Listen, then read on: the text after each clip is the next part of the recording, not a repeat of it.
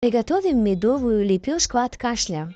Берем 1 столовую ложку меда, 1 столовую ложку растительного масла, 1 столовую ложку горчицы и муку, сколько возьмет эта масса. Мука у меня ржаная, можно и пшеничная. Кладем лепешку на тряпочку и себе накрыть, можно на спину между лопатками, детям именно туда и ставлю. Накрываем полотенцем, надеваем майку, чтобы ничего не слетело, и так ложимся спать. Этим методом от кашля пользуюсь уже